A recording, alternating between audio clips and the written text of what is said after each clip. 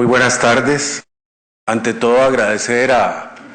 la Sala Constitucional, en la persona del señor presidente de la misma, el doctor Gilbert Armijo, la invitación para hacer algunas reflexiones sobre la libertad de información en compañía de esta playa de distinguidos periodistas que creo que tienen que decir mucho sobre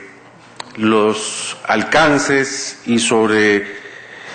las nuevas perspectivas por las que debe incursionar la Sala Constitucional, o quizá alguno que otro voto que desde su punto de vista no resulte congruente con la libertad de información. Esa ha sido la idea de don Gilbert al organizar este seminario, tener prácticamente un amigable y cordial encuentro con aquellas personas que se mueven en los medios de comunicación colectiva para que nos brinden su perspectiva. De tal manera que yo muy brevemente me ocuparé pues de dar unas breves pinceladas sobre la libertad de información. Básicamente voy a hacer referencia a dos votos que me parecen determinantes,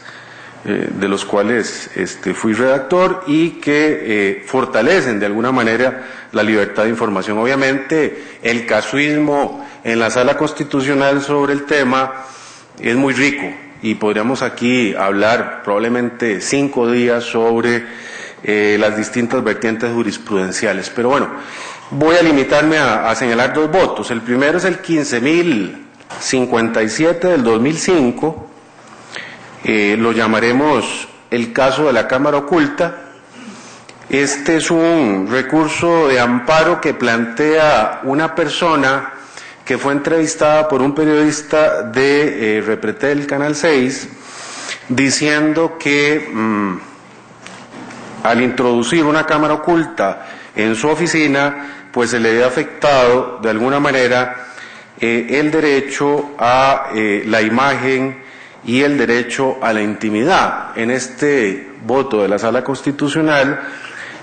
obviamente se le da una prevalencia, digamos, en el tema que interesa mucho a la hermenéutica constitucional, que es la colisión de derechos. Se le da preferencia o prevalencia. Obviamente no podemos hablar de una jerarquía entre los derechos fundamentales, pero hay casos extremos donde la hermenéutica constitucional recomienda pues aplicar el criterio de la prevalencia o de la preferencia. Entonces la Sala le da preferencia en este supuesto al derecho a la información frente al derecho a la imagen y a la intimidad. Básicamente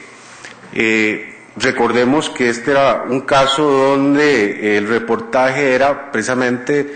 para abordar una situación irregular, que era lo que se llamó en el reportaje las visas de ingreso fácil,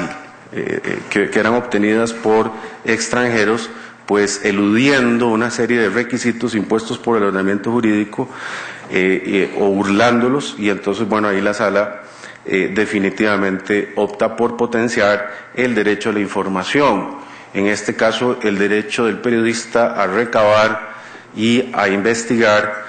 con el propósito de difundir esa información. Se considera que una actuación irregular de esta naturaleza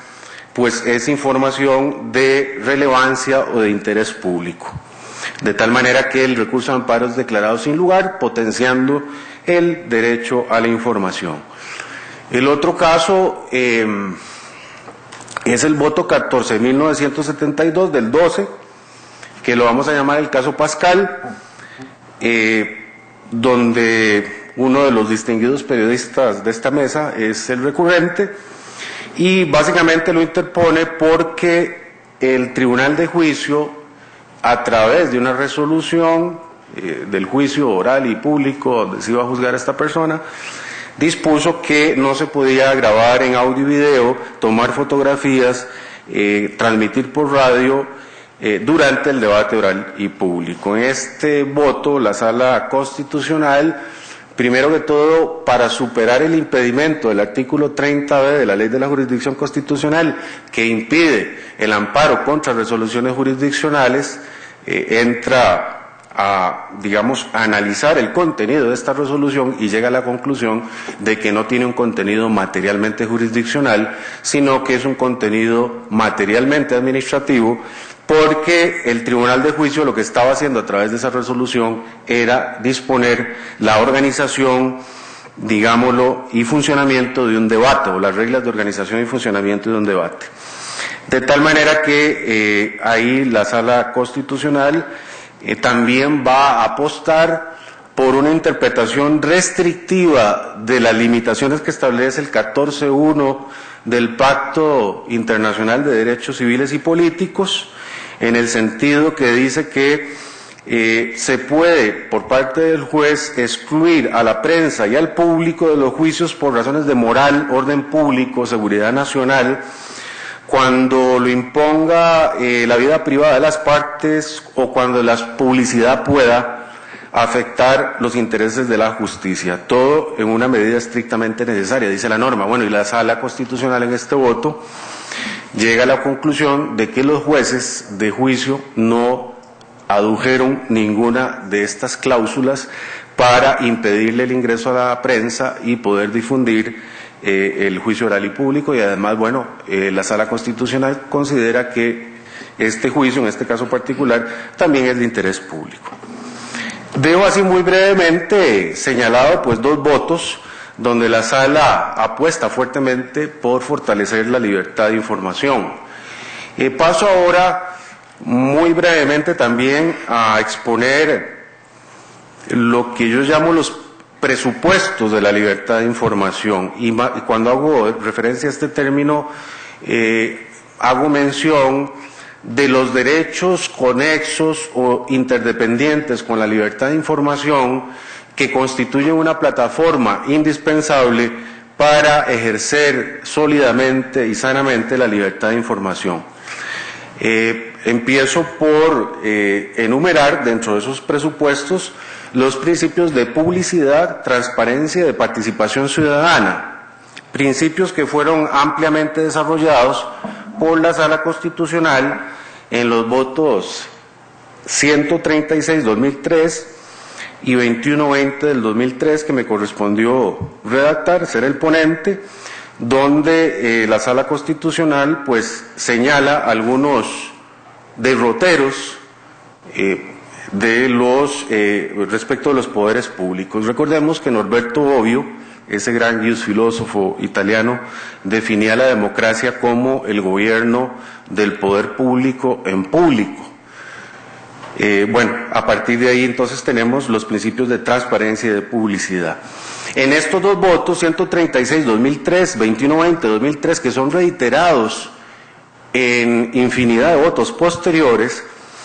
la Sala señala, digámoslo, básicamente tres ideas fundamentales, que son las siguientes. Dice que los principios de publicidad y transparencia deben ser la regla de la actuación de los poderes públicos. Luego señala que los poderes públicos deben ser verdaderas casas de cristal en cuyo interior puedan escrutar y fiscalizar todos los ciudadanos. Y por último, señala la Sala en estos dos votos que se deben crear por parte de los poderes públicos los canales permanentes y fluidos de comunicación y de intercambio de información con ciudadanos y con los medios de comunicación colectiva, es decir, una especie de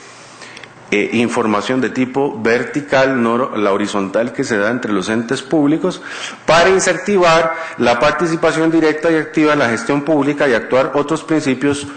fundamentales que ha señalado la Sala Constitucional como parte del Estatuto Constitucional de las administraciones públicas, de los poderes públicos, como por ejemplo los de eficacia, eficiencia, rendición de cuentas y evaluación de resultados. De tal manera que, bueno, estos dos votos nos hablan de tres ideas fundamentales que quedan por ahí subrayadas. Luego, es necesario, para lograr lo que se llama la máxima publicidad de los poderes públicos, dejando ya aparte estos dos votos de la Sala Constitucional, pues una implementación efectiva de lo que se llama el gobierno digital o de las administraciones públicas electrónicas o 24/7. Recordemos que hoy vivimos en una etapa que se llama la sociedad de la información y del conocimiento, donde se caracteriza básicamente por el uso intensivo de las nuevas tecnologías de la información y del conocimiento, y los poderes públicos en esto tienen que desarrollar políticas públicas importantes, como el tema de la penetración de Internet de banda ancha, el tema de minimizar, porque es una cuestión que no puede ser erradicada evidentemente, la brecha digital, lograr pues el otro fenómeno que se llama la interoperabilidad de las bases de datos de carácter público. Llamamos bases de datos, pueden ser archivos, registros de carácter administrativo público, que está asociado con el tema del software libre. En el momento en que en nuestro país tengamos, digamos, un gobierno digital, esencialmente digital, aumentará esplendorosamente la transparencia y la publicidad. Desgraciadamente, los informes de PROSIC, que es el programa de la Universidad de Costa Rica que le da el seguimiento a la sociedad de la información y del conocimiento en nuestro país, no son lo suficientemente halagüeños sobre el desarrollo del gobierno digital. No hemos visto, lamentablemente, que ningún gobernante asuma esto como un tema estratégico y de primer orden, creando, por ejemplo, un ministro de gobierno digital, como lo hicieron los británicos hará unos años, para lograr niveles importantes en esta materia. Recordemos también que nuestro país ha suscrito varios compromisos internacionales, como la Cumbre de la Sociedad de la Información y el Conocimiento en la fase 1, en 2003, con la Declaración de Principios de Ginebra y el Plan de Acción de Ginebra, y luego la fase 2 con el compromiso de la Agenda de Túnez. Entonces, no podemos darle la espalda a estos compromisos internacionales que asumimos para el pleno desarrollo del gobierno digital en aras de lograr la máxima publicidad.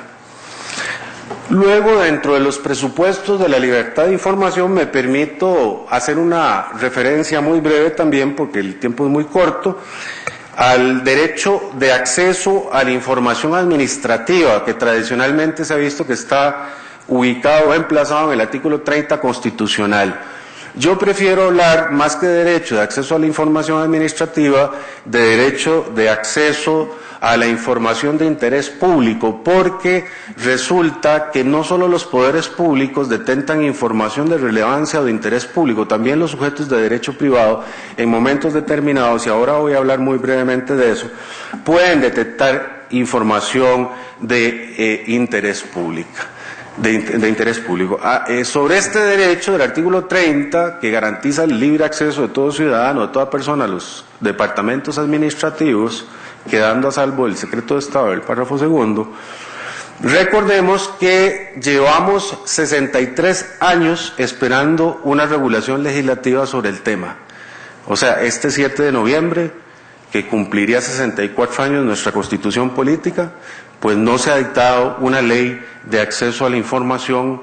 de interés público. Costa Rica lamentablemente se ha quedado a la saga en esta materia. Ya la mayoría de los países del entorno iberoamericano han dictado una ley de acceso a la información de interés público, lo cual es fundamental para el ejercicio de la libertad de información. Tampoco tenemos una ley de materias clasificadas, que sería el desarrollo del párrafo segundo cuando dice el 30 que queda a salvo el secreto de Estado. Obviamente una regulación restrictiva,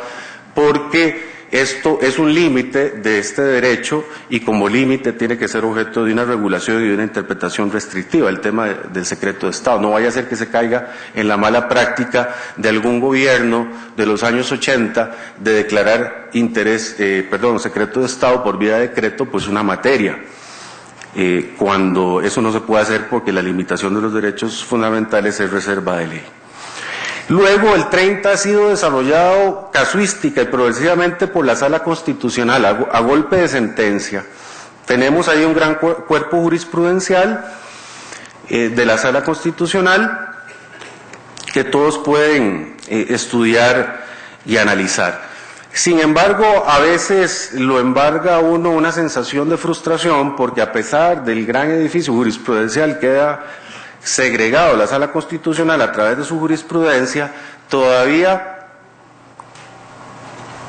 sigue habiendo mucha opacidad y secretismo de los poderes públicos, crónico. Prueba de ello es que cada semana por lo menos ingresan y se resuelven en la Sala Constitucional alrededor de 10 amparos sobre el acceso, el artículo 30 constitucional.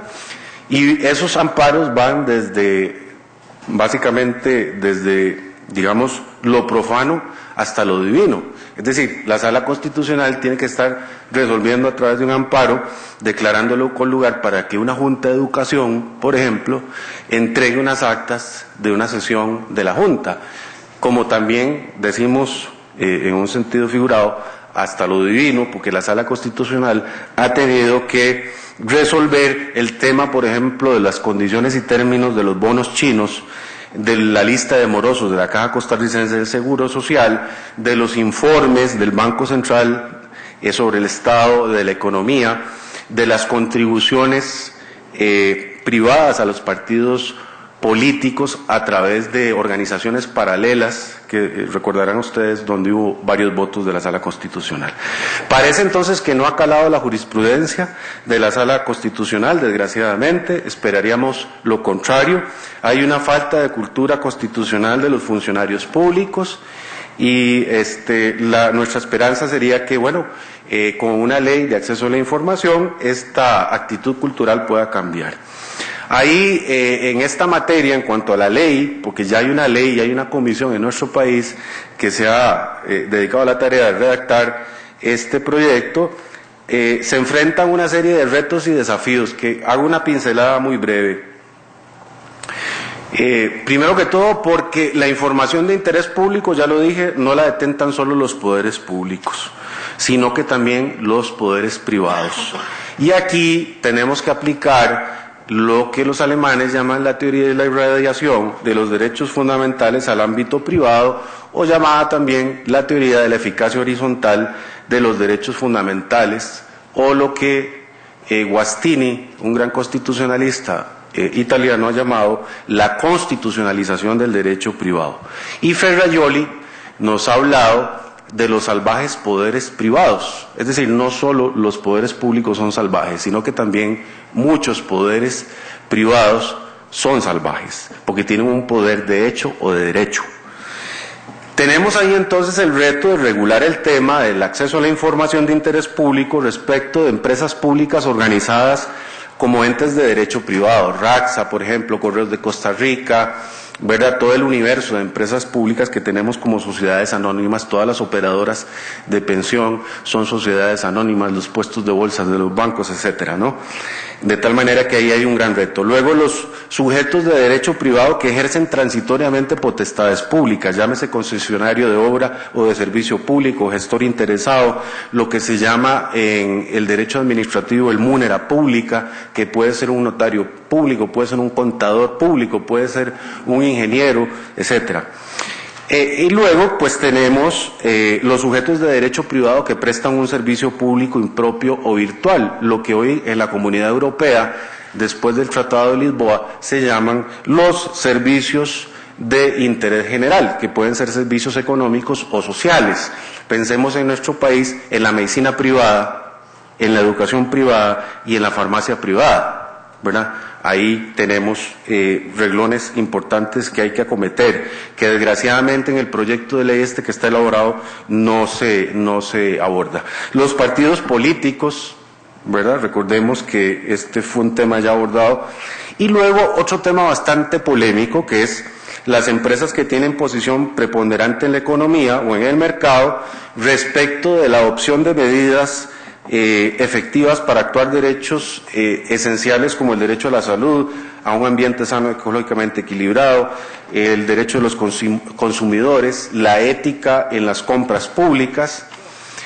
Y tendríamos también, pues,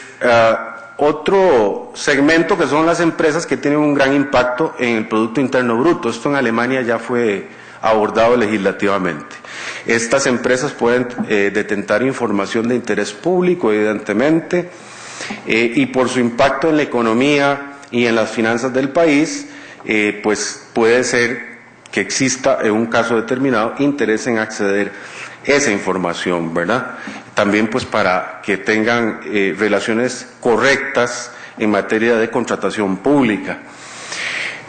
Otro lunar del proyecto de ley en materia de acceso a la información lo constituye la falta de creación de lo que en Italia y Francia se ha llamado la CADA, la Comisión de Acceso a la Documentación Administrativa. Es una autoridad administrativa independiente, totalmente demarcada de cualquier criterio político, a la que se acude muy rápidamente y quien tiene potestades y prerrogativas importantes como la actio ad accidendum, a partir de la cual pues puede ordenar muy rápidamente en el plazo de un día o 2 días que esa información que no le quiere suministrar un poder público o un sujeto de derecho privado le sea entregada a un periodista o a cualquier ciudadano. Nosotros esperaríamos que este proyecto de ley sea rectificado para incluir la Comisión de Acceso a la Documentación Administrativa bajo las buenas experiencias francesa e italiana, y que los asuntos lleguen a la Sala Constitucional residualmente, no lleguen directamente. Una vez podría ser que cuando ya la CADA resuelva, eso sea residenciado ante la Sala Constitucional. Y si don Gilbert me permite ya, para terminar y rematar, hablaré muy brevemente del derecho fundamental, que es otro presupuesto de la libertad de información, al secreto de las fuentes. Este es un derecho que fue creado pretorianamente, no está en la Constitución. La Sala Constitucional siempre, digamos, con un activismo sano, un activismo en procura de la tutela y protección de los derechos humanos, ha creado derechos fundamentales, los llamados derechos innominados.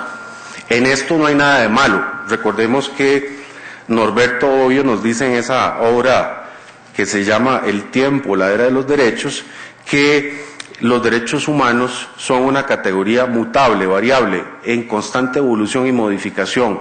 Nos dice Norberto Bobbio que no es una categoría de contornos absolutos y definidos. Bueno, la Sala, en el voto 7548-2008, dice que los periodistas tienen el derecho fundamental al secreto de las fuentes. Este derecho es esencialísimo para ejercer la libertad de información. En su momento yo fui el ponente de este voto y bueno, ahí se señala que a partir de los artículos 13 de la Convención Americana y 19 del Pacto de Derechos Civiles y Políticos, cabe extraer el derecho del secreto de los periodistas de sus fuentes de información, de modo que es un derecho de naturaleza instrumental, lo que no le resta la sustantividad propia para la plena efectividad del derecho a difundir y recibir información. El secreto de las fuentes es entonces condición indispensable o esencial para ejercer el derecho a la información. Este secreto tiene adicionalmente la condición de ser una garantía institucional en cuanto garantiza el derecho a la información, el cual a su vez tiene por fin crear una opinión pública libre y fomentar el pluralismo democrático. El reconocimiento de este derecho fundamental a los periodistas, esto es, a los que en forma habitual o regular se dedican a informar, no constituye un privilegio injustificado, sino, como se indicó, una condición sine qua non para garantizar la libertad de información y, por ende, la formación de una opinión pública libre y del pluralismo democrático. Ahí mismo, en este voto, 7548-2008, la Sala Constitucional hace un intento de definición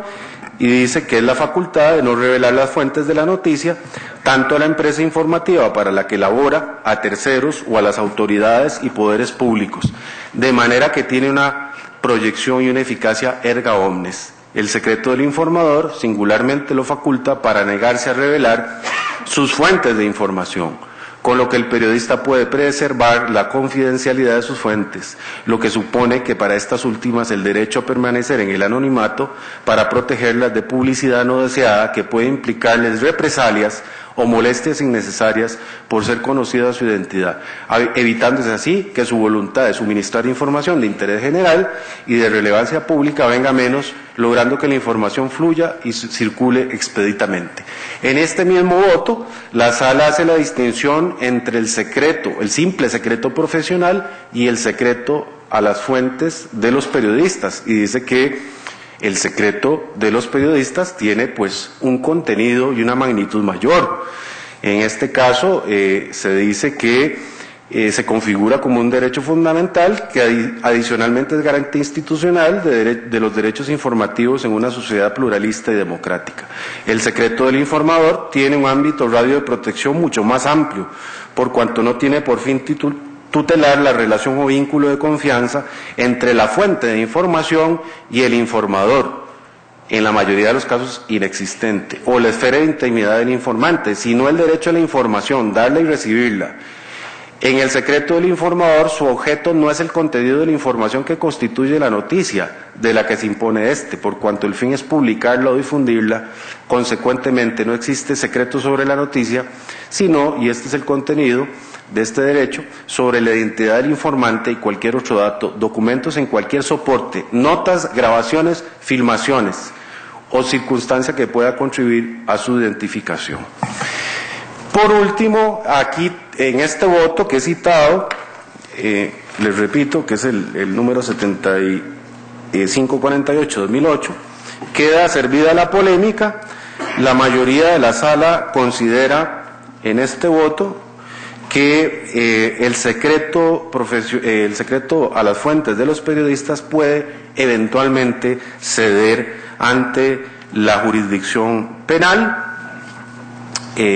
Básicamente, los argumentos empleados por la mayoría son los siguientes: frente a la jurisdicción penal, eventualmente y en determinados supuestos, el secreto de las fuentes debe ceder en aras de la averiguación de los delitos y la garantía de ciertos derechos fundamentales. No existe una limitación absoluta frente al secreto de las fuentes de información del comunicador. La trascendencia de otros derechos y valores constitucionales podrían requerir una solución equilibrada entre el respeto al secreto de las fuentes del periodista y las necesidades que impone una administración de justicia eficaz. Las circunstancias y situaciones en que el secreto de las fuentes debe ceder ante las necesidades que impone la investigación de un hecho delictivo se irán definiendo por el tribunal. En ese punto yo me separé.